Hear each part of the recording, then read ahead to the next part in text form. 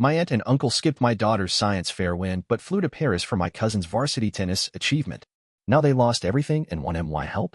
I said no. My uncle goes, "We're family." I said, "Not anymore." I was setting out the paper plates when Avery walked in, beaming with her certificate in both hands. "Look, Dad. First place in the science fair," she said, bouncing on her heels like she used to when she was little. She was 11 now, growing fast, but moments like this made her seem small again, and I clung to them. "That's amazing, sweetheart," I said, kneeling down to take a look. "Your volcano project blew the judges away, huh?" She giggled. "Literally. Mr. Dawson had to clean baking soda off his shoes." I laughed with her, pulling her into a hug. "Then that calls for a celebration." It wasn't going to be anything big.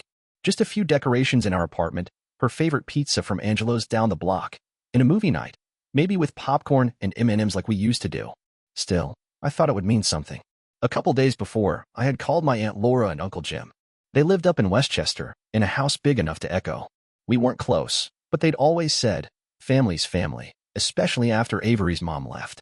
"I was wondering if you'd like to chip in a little something," I said, trying not to sound like I was asking for charity. "Avery's been working really hard, and I'm putting something together for her this weekend." There was a pause on the line. "Julian, we'd love to," Aunt Laura said, her voice softening, "but things are a little tight right now. We just can't swing anything extra." I swallowed that weird lump in my throat and told her I understood. Of course I did. Everyone had their own struggles. But 3 days later, while checking my feed, I saw them tagged in a photo at the airport. Big smiles, matching luggage, and the caption, "Surprise Paris trip for our godson. So proud of you, Danny." Danny, my cousin's kid. He was 17 and had just made the varsity tennis team. Paris. I stared at the photo longer than I should have. Avery came up behind me and peeked at the screen. "Oh," she said softly. "Isn't that Aunt Laura and Uncle Jim?"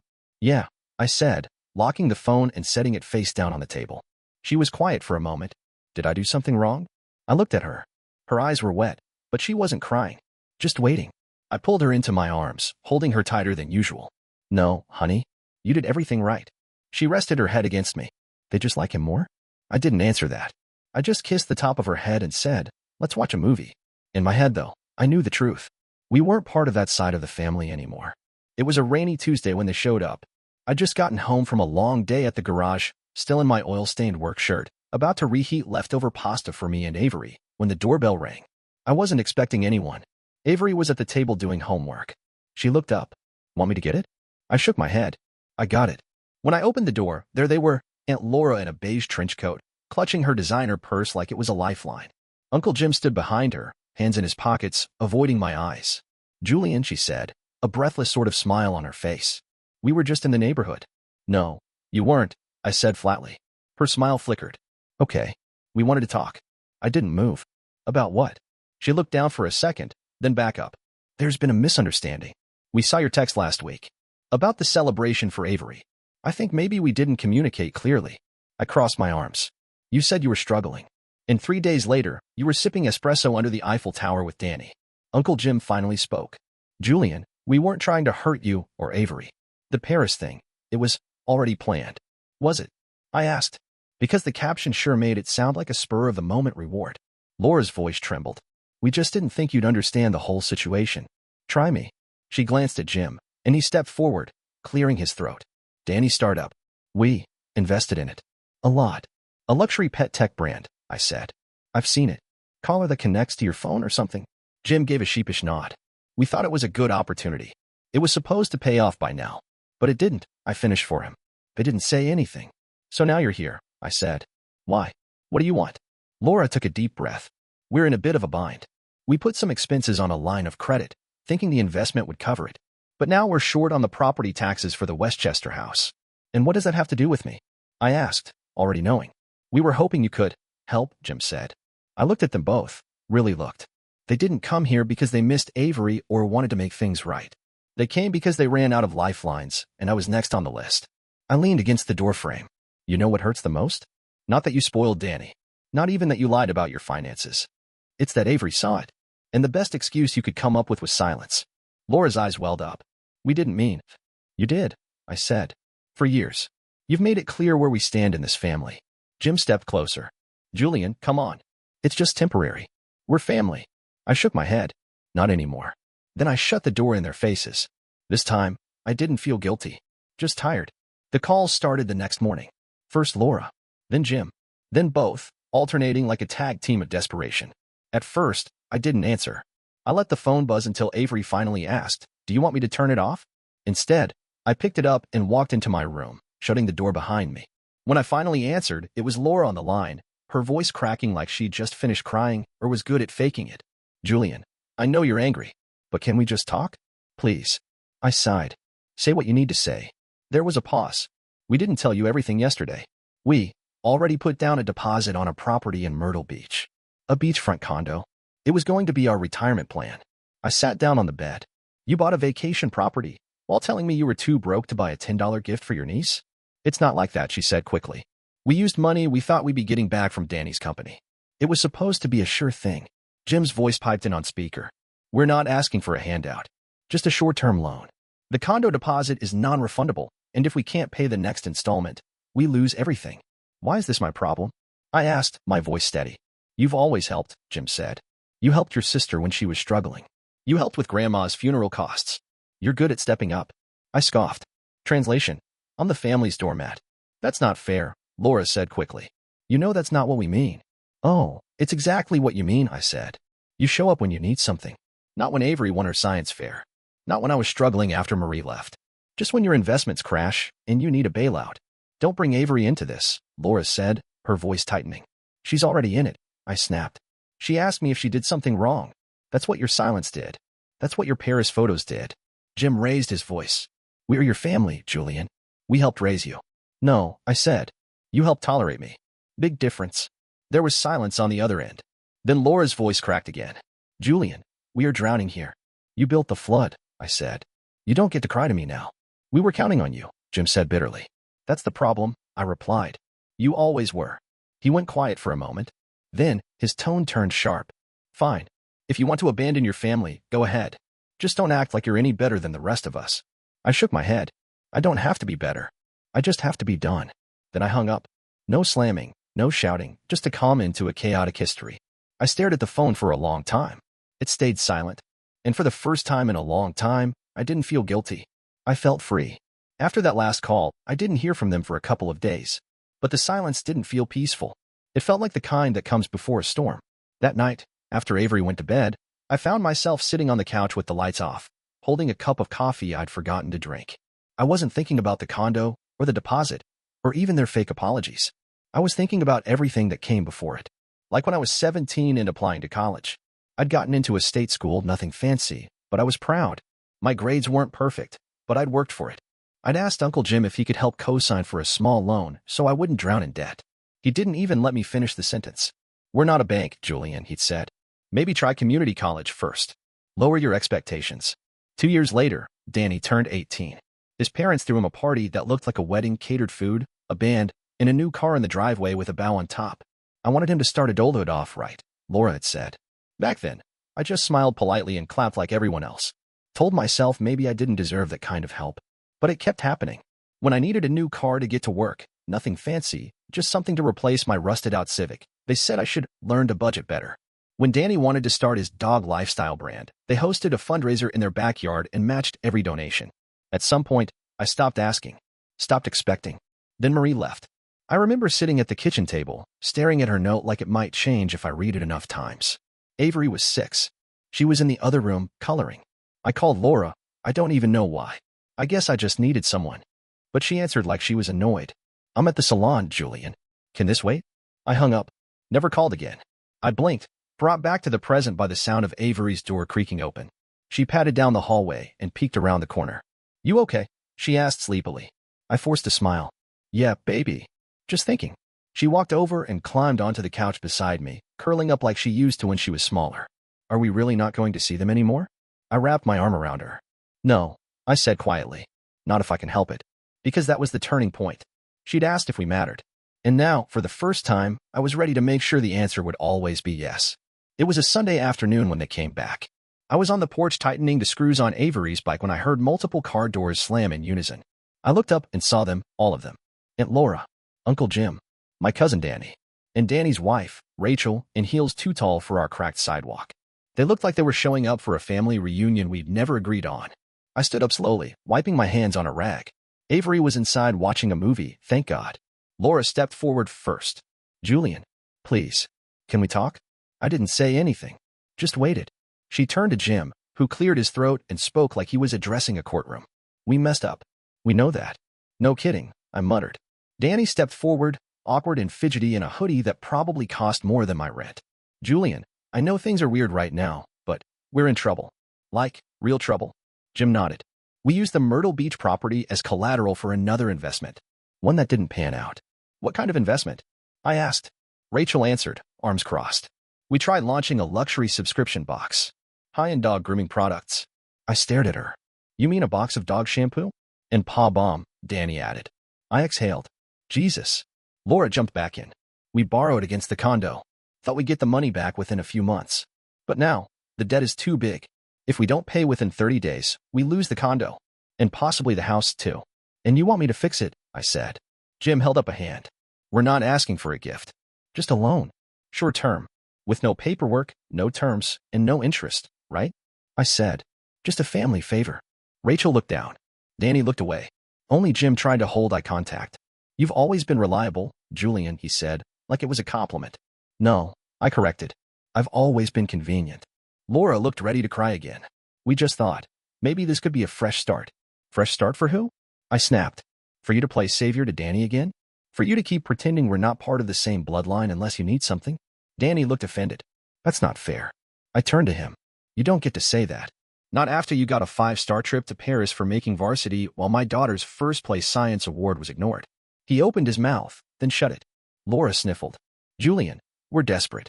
I looked at all of them, for adults, standing on my porch like a traveling guilt circus. And then I said it. You didn't show up for Avery. You've never shown up for me. And now you want me to sacrifice everything I've built because you gambled on some boutique dog soap. No one spoke. I opened the door. You should leave, I said. I mean it. Jim took one step forward. Please.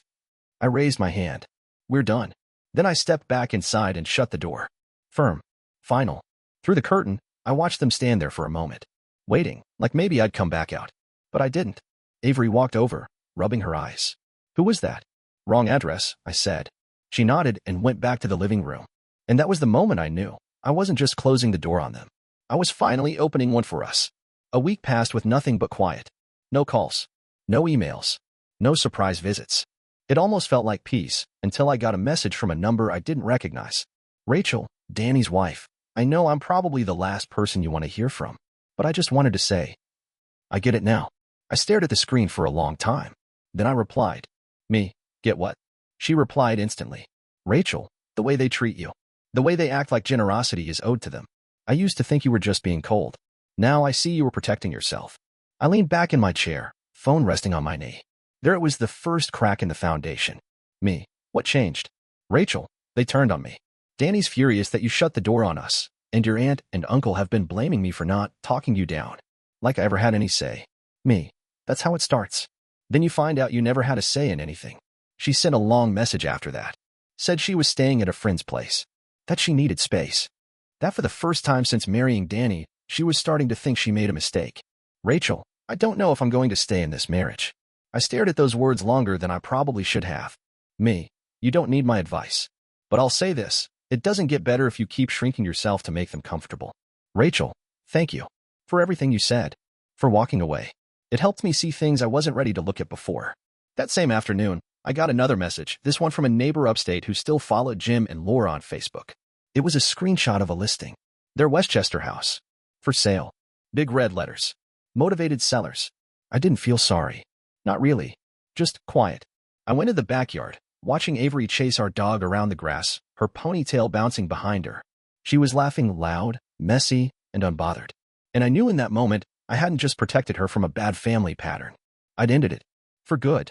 She came running up, flushed and breathless. Can we do Esmores again tonight? Absolutely, I said, reaching for her hand. Anything you want. And I meant it. No more guilt. No more explaining myself.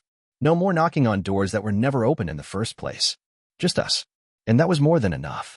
3 months went by. Just like that, the dust settled. Or at least, it stopped blowing toward my front door. Life got quiet, in the best way. Avery thrived at school. She joined the robotics club. Won another ribbon for a coding project. I took more weekends off from the garage. We started making pancakes from scratch on Sundays. Real butter. Real maple syrup.